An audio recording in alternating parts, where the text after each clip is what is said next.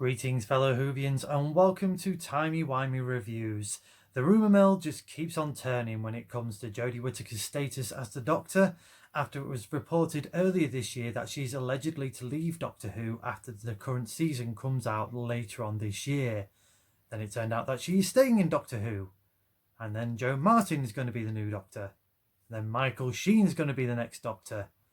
And now Chris Marshall is hotly tipped to be the next Doctor. These rumours just keep going on and on and on. Whilst there is no official confirmation of a change in the lead role, I feel that there should be another question that we should be asking, whether Jodie Whittaker should stay or leave in Doctor Who. Personally, I think she should stay. Before I go into why I think Jodie should stay, if it does turn out that Jodie is to leave after the next series of Doctor Who, all I can say is thank you to Jodie and wish her all the best. She's a very talented actress and I'm sure that there are plenty of other projects that she would like to get into and succeed in. Plus, 3 seasons in Doctor Who is a fair amount. We've seen this before with previous actors including Matt Smith, Peter Capaldi, Peter Davison and Patrick Troughton.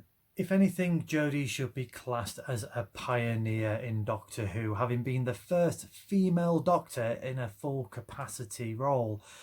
That's just exciting enough as it is. And I'm sure she must have had some really big shoes to fill. She must have felt that, and all the amount of pressure that she's had from all the negative comments for when she was announced as the first female Doctor.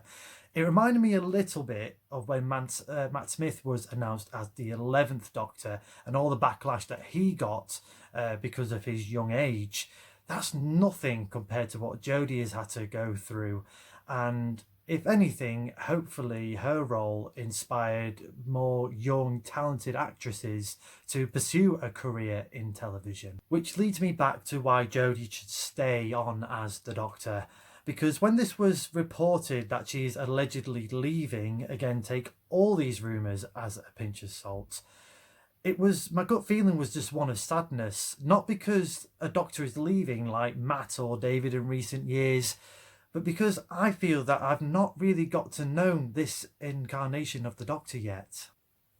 I've been asking myself what has been Jodie Whittaker's standout moment as the Doctor, and to be honest, I've really struggled to find that answer.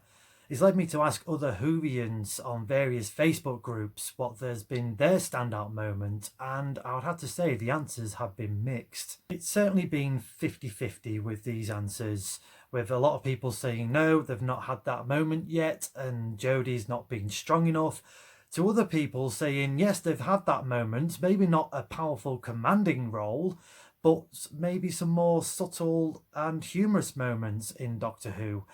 And all I can say with those answers is thank you. Really, I do appreciate you getting back to me with those answers, because it has inspired me to re-watch Jodie's previous 2 seasons as the Doctor, just to see what I've really missed out on. What we can all agree on, however, is the quality of the writing has not been where it should be. I've myself has struggled with some of these episodes, and even to a point really that the Doctor and, to be fair, some of the characters and companions have just blended into the background. I'm not going into a debate about Chris Chibnall's tenure as a head screenwriter. That's another debate for another day. But what I can say is it's not like we've been here before in terms of subpar Doctor Who stories. Yes, there can be, certainly at times, not as good, but the Doctor can still be entertaining. Most recent example of this is the Matt Smith era with former head writer Stephen Moffat. Now, don't get me wrong, I loved Stephen Moffat's work for the most part, but there were some episodes where it did get a little bit too convoluted and a little bit too bogged down by its own lore, that the episodes just didn't live up to expectations. However, Matt Smith was still a joy to watch, and that was due to some of the delivery of his lines and the quality of his dialogue, and that's credit to Stephen Moffat's work. There is still time to do this, and I really hope that Jodie gets the quality of writing that she truly deserves. Doctor Who is still going strong despite people worrying about ratings and this, that and the other. Doctor Who is safe. It's one of the flagship shows for the BBC, especially to export to other countries worldwide. Fingers crossed it's onwards and upwards from here for Jodie. Again, it's what she deserves. Just to calm down some of the naysayers that she's had that's plagued her era as the Doctor. Yes, everyone is entitled to an opinion, don't get me wrong, but let's have it be a constructive opinion rather one born out of hate. Again, all I can wish for is the best for Jodie Whittaker, whether she's staying for just the next 8 episodes for the new season, or, as I hope she is going to, stay on for a further few years and have a fantastic swan song for the show's 60th anniversary. Thank you for watching. Please let me know in the comments below whether you think Jodie Whittaker should stay or leave Doctor Who, and if you've had your standout moment yet with Jodie Whittaker, and if so, what it was. Again, all opinions are welcome, but please be kind. Next time on Timey Wimey Reviews, I will be reviewing Demons of the Punjab.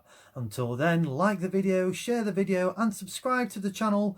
And as the good doctor once said, let's get a shift on.